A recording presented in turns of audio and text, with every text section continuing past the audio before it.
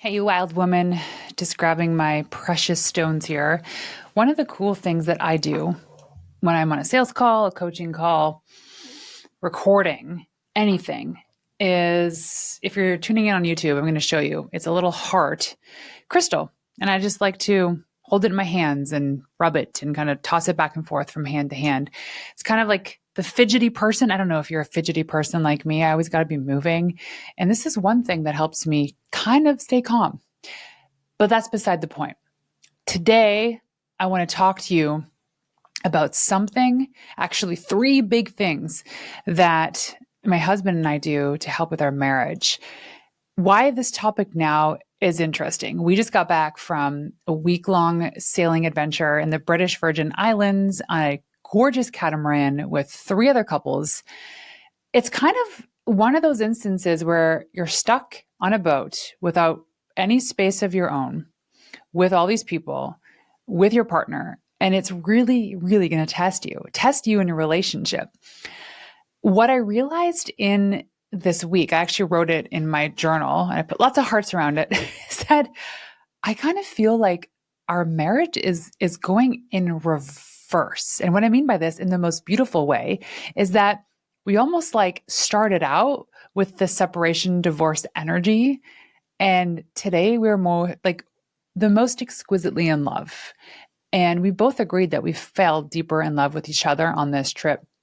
There's so many factors, but some I'll share in terms of like the union of our marriage. But there's one thing I want to share with you at the end. So stay tuned to the end. The big drop, the big thing that really tipped it for us in our marriage. The most important thing that you can do, anybody can do for any relationship, I'll share at the end. So tune in. But now we're going to talk about the ways you can strengthen your marriage when you're both busy. Everyone's busy, right? We're busy hustling kids to soccer and getting up at 5 a.m. on Sundays for hockey and dealing with lunches and like skin knees, all of the things. Every single parent deals with this. So I'm not unique. You're not unique. The person who runs $1 billion company that has kids is not unique. That we all have the same struggles.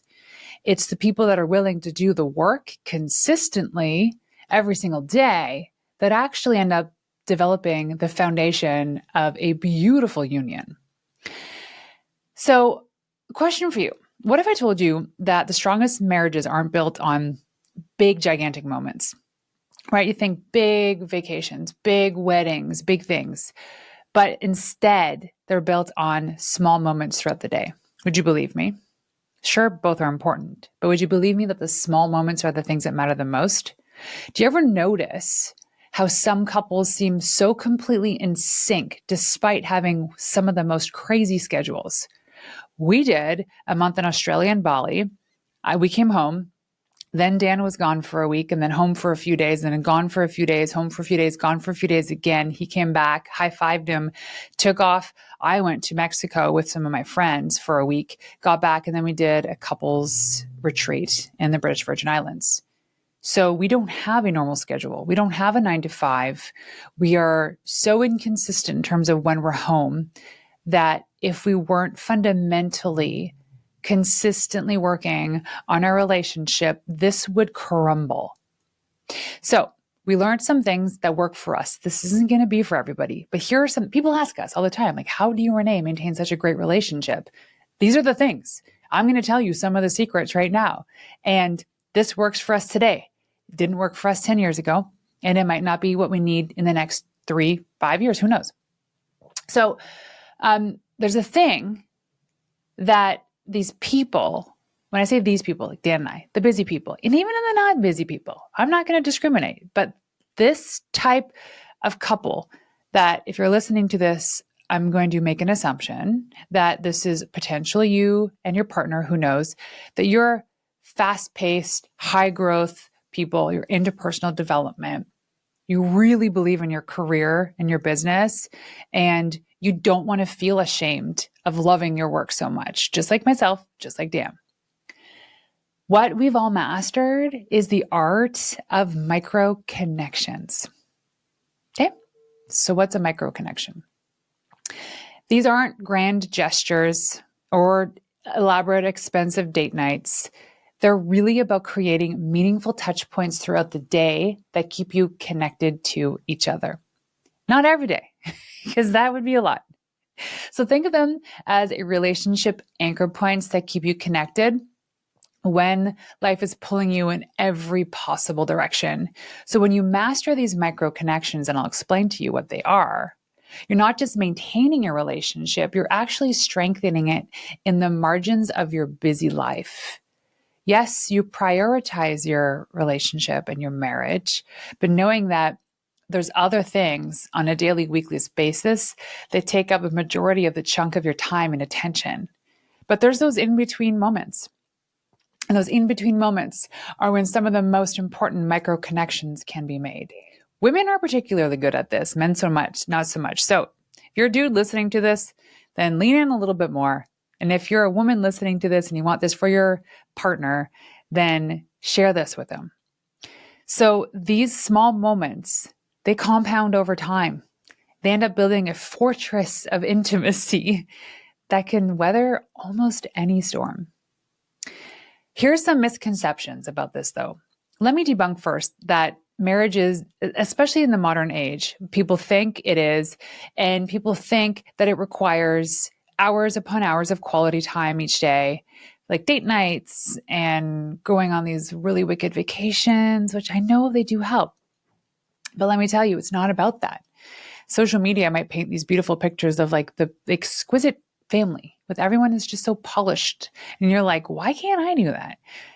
Because you don't want to. If you did, you'd make it happen. You're looking at them, you're looking at these couples that might trigger you because you haven't achieved that. You want that. I'm sorry if that is me, but I want to be that beacon. We want to be the example of what it means to have an incredible marriage, to be great parents on our own account, and just weather any storm.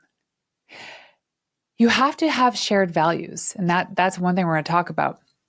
But some of the strongest couples I know rarely have picture perfect date nights, but they've mastered the art of staying connected in those small moments in between meetings and school pickups and deadlines and scheduling crap and feeling like crap and travel. They prioritize that. So the goal isn't to create more obligations, but to make the time you do have count even more. So these habits work because they're sustainable even in your busiest day. So what are they, Renee? Get to the point. Here they are. Here's a wild take on how we do it. So there are three, but I actually added a bonus one. So the first one are daily rituals. Okay, there's a bunch of these daily rituals. One is takeoffs and landings. So think about an airplane, how it takes off and it lands. So the takeoff is whenever we go to leave for the day. So if you're leaving to go to the studio, if someone's leaving to go to the gym, or just leaving the house, that's called a takeoff. That is, I'm going to tell you I'm leaving, and I'm going to give you as much information as you need to know in the instant. So one would be like, hey, babe, give me a kiss on the forehead. I'm going to the gym. Be back in a couple hours. It's just the knowing. It's that communication. The landing is actually easier. It's a, hey, babe, I'm home. That's it. The landing. You can make it more complex if that's more meaningful to you. But let me tell you, that little thing, it took me years to teach Dan. Can you please just tell me that you've left and just tell me when you're home, especially if you have kids? He was notorious for just leaving. And I didn't know where he was, and the kids were young, and I was working or doing something, and he had gone to a buddy's house. I'd call him. He's like, what up? I'm at Nick's house. What do you want? Remember, we started with the negative separation, divorce kind of energy going into our relationships. I'll save that for another conversation. But when we both built the habit of having taking 2 seconds to do a takeoff and a landing, changed so much for me. And it's easy to do. Now we do it all the time. The other daily ritual that we do is what our former therapist, Esther Perel, calls the Meadow Report. So historically, the Meadow Report was like women would assess the meadow of where they lived to report back on any dangers. And they would take those findings and they would go to their partner and say, hey, there's a lion lurking over there, and we think that there are people coming trying to steal all of our berries. It's not my responsibility to go and deal with these issues, but it's my responsibility to tell you about what's happening in the middle. And this is like thousands of years old. So every night, regardless of how tired Dan is, he turns over and he's like, okay, babe, tell me your meadow report. And most of the time it's like, I'm good. I don't have anything to say because we've had micro connections throughout the day. Now, there are days when I just like go off on a tangent and his eyes are crossing and he's half falling asleep but staying awake. He doesn't hear me. But for me, it's good to get off my chest. It's like it's announcing the things that I've achieved during the day or worried me during the day, talking through some things that I might need help with. But essentially, it's just giving him a quick little summary of my day. That is it. And I absolutely love it. The thing I love the most about it isn't actually the reporting itself, but watching his eyes cross because he's so tired. So the next thing in the daily rituals is so simple. Maintaining eye contact during conversations. Having dinner together, having lunch together, giving your takeoff or landing, look them in the eye. Hold on to that eye contact because that is how you feel seen. It's how you feel heard is when people look you in the eye, right? I'm looking you in the eye right now. See? I see you. When I'm looking away, it doesn't feel as good. I don't feel engaged. When I look at you, it changes everything. The other thing too, daily rituals is just this. And men always roll their eyes at this because they're like, but aren't you a feminist? Don't women want to have equal balance and opportunity? And that's not how a man talks. But anyway, it's maintaining chivalry in small gestures. Yes, women do like it when you hold the door open for them. Yes, women do like it if you're boarding an airplane and they have a heavy bag and they need to put it on the overhead, that you do it for them. Yes, women like it when you offer help or do something. Not all women. Some women are so stuck in their ways about being this uber feminist and thinking they can do everything themselves, they won't actually accept the help. Women love it. It's not because we're weak. It's not because we can't do it, but it allows us to feel seen and heard. I'm struggling over here doing this thing. It doesn't have to be a heavy thing. It's just a thing. And you step in to help me, game changer. And especially if it's your husband. He shows up and he's putting in a micro moment, a micro connection to help you with a thing. Yeah, it's amazing. So the second thing is communication practices. So this is beyond just the eye contact. This is setting clear expectations. Like you put out, here's what I want. What can you deliver? For me, it's dinner every night as a family at 6 p.m. Most of us don't eat the same meal. There are some standards about how a quote, perfect family operates in the book of how a perfect family operates. That's not us. And it took me forever to be okay with this, but it's not us. Dan eats a different meal than I. The boys eat a different meal than us. So there's at any point 3 to 4 different dinners on the table. And I'm not ashamed of that because we're on different macro plans, Dan and I. And the boys don't like the food that we're eating. Totally understand. So our macro plan, we have a meal plan. We have meal that is prepped for us outside of the house that is delivered twice a week. So all we have to do is warm up our food. It doesn't take any time. We have to just cook the boys' food and Betty does that for us. But we get the chance to sit together at dinner, undistracted, at 6 p.m. every day. And we chat about whatever we want. Sometimes we'll play a board game together. Sometimes it'll be a very quick 10-minute dinner. And other times we hang out. It's just the habit of the expectation setting that we're having dinner together. So the other thing that really works for us in parenting, but especially in marriage, is patience and response. That's me. See, I had to learn this the hard way because the old Renee originally would just react to anything that triggered me in the moment, wanting that solution right away. Whereas Dan needed to sleep on it.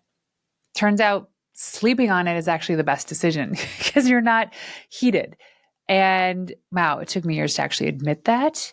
But when you practice patience and response, when you don't get agitated or aggravated or defensive, if you're not defensive, and you actually hear the other person, 99% of the time, The other person just wants their feelings to be validated. You don't have to agree with it.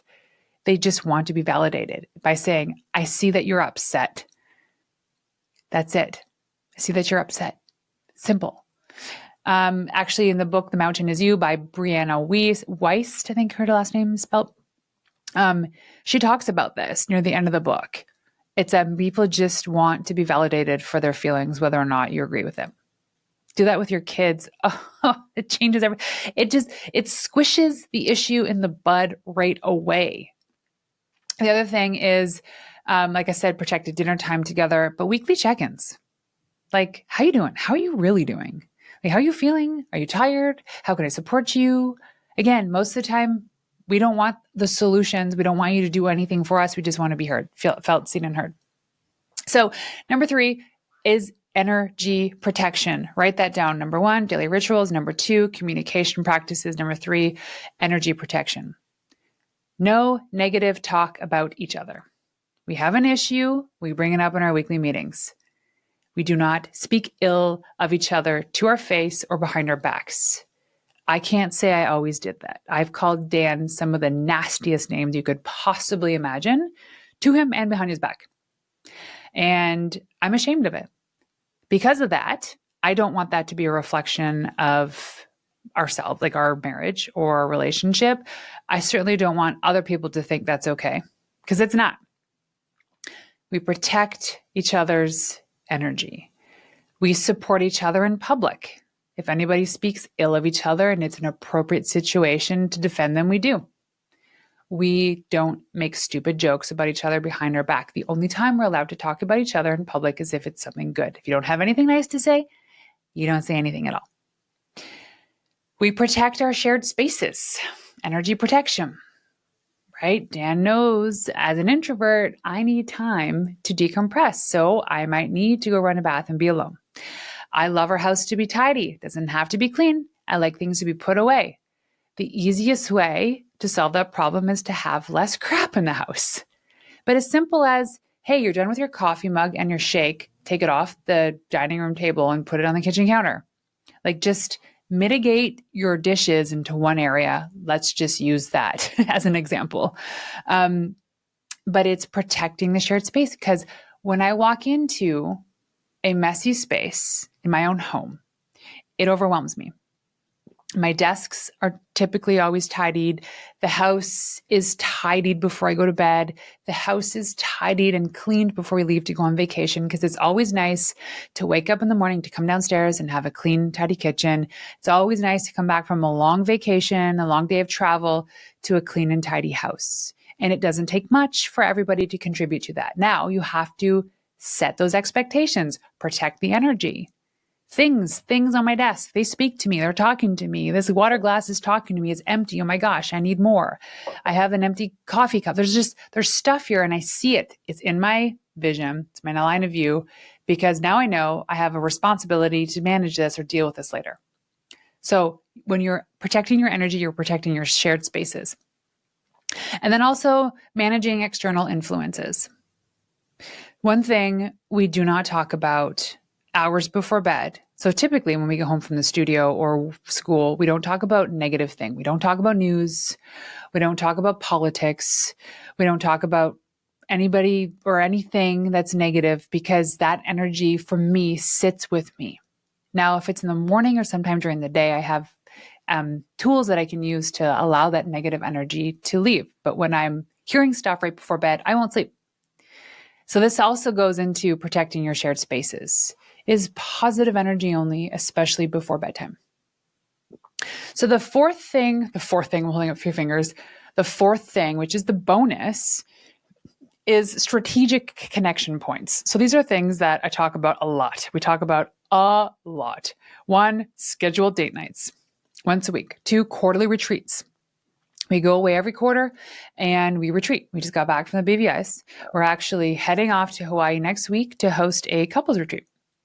And we have 20 couples coming to Hawaii to listen to Dan and I talk about how we create a magical relationship, but also to have these incredible couples come together and chat and provide advice amongst each other. We have a weekly planning meeting every Monday at noon. We sit together for 30 minutes, we eat our lunch together, and we go through the same list of things we talk about every single week. Issues to be discussed is on there. So if anything comes up during the week that is important to chat about, but not in the moment, we add it to the agenda and we'll discuss it in that moment. And then spontaneous moments of appreciation. So my little office here, my little studio is in the Martel Media Studio, of which Dan comes to work from every single afternoon. And whenever he sees my door open, he'll sneak in here, he'll give me a kiss and just ask me how I'm doing. It takes 2 seconds. I feel seen and heard. And it's almost like the deposit, it just fills up my love tank. And that like recognition love tank needs to stay at least half full all day long, or else I start to feel a lack of love, not because of him, but because of me. But also just that appreciation. It's like acknowledgement, that validation. It's a beautiful thing. So how to start your own micro connections? Choose one ritual that you can implement today. I honestly think you should start with the takeoff and landings. If you don't already do that, so simple. You want to gradually build your own form of micro connections into your daily. It's not just weekly, it's like daily. I'm talking about every single day. Something has to happen. If it is a text that your husband sends you, or you send your husband at the end of your workday on your commute home saying, hey babe, leaving the office now, jumping on the subway or getting in the car, here's something that made me think of you today, or share a funny joke. Like, it takes 2 seconds. And it is kind of this thing. It's like, it's the water that you need to water your plant, right? Certain plants can go weeks without watering. I'm talking about plants that need daily watering. You need to add just a little bit of water every single day. It doesn't take much for that plant to thrive. Same with relationships. You have to make these micro connections sustainable. So practice them however you need to. It doesn't have to be as grand as a quarterly retreat. Work your way up to that, or maybe you already do that. I don't know. It could be a little token of appreciation, like getting someone's favorite coffee or surprising them with something. I don't know. It's like, if you're thinking of me, I want you to tell me. That's for me. Focus on the consistency of those micro connections over perfecting them. Don't make it elaborate. Don't make it so tough and detailed that it's not sustainable or it costs too much money. It doesn't, like, this stuff's free. Like, you don't have to they don't have to spend a single dime on any of this stuff. And then customize your approach. What works for your relationship dynamics? And then adjust it based on the seasons of your life. I know a couple that started to go to the gym together because that was their precious time. And like, think about it. You're at the gym. You're not chatting. You're not kissing. You're not sitting there holding hands. You're doing your own workout. But sometimes just that proximity to your partner is all you need. So think about a micro connection that'll work for you on a daily basis. You can do this with your kids too. It's fun.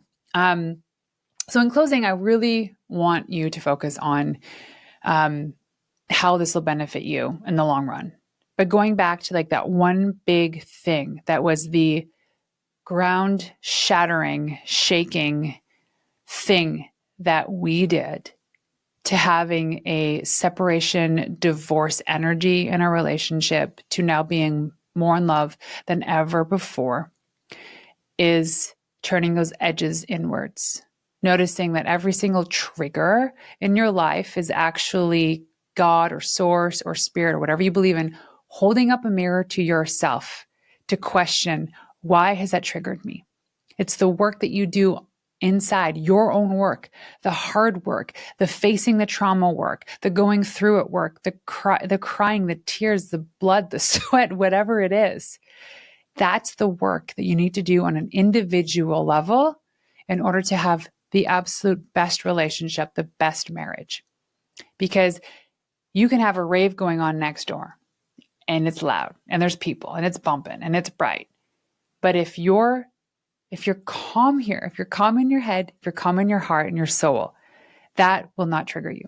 And you need to get to that point in your relationship too, where the things that trigger you are just, they don't mean anything anymore. It's just a thing that was.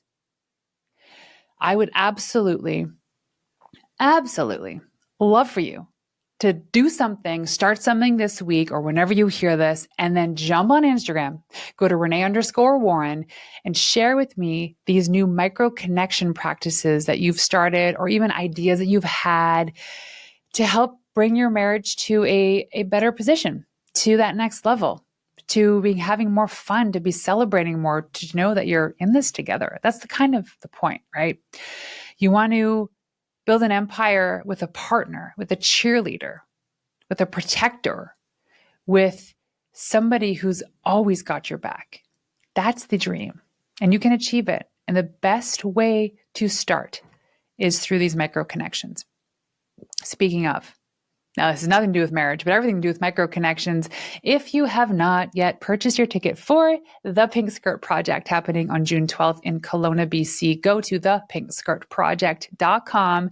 Grab your tickets today. And if you DM me on Instagram the word skirt, SKIRT, I will send you a little code for a little discount. So keep in touch. Check me out on Instagram. I'd love to connect, and then share this episode with your friends. Please, please, please. Until next time, ladies. Peace out.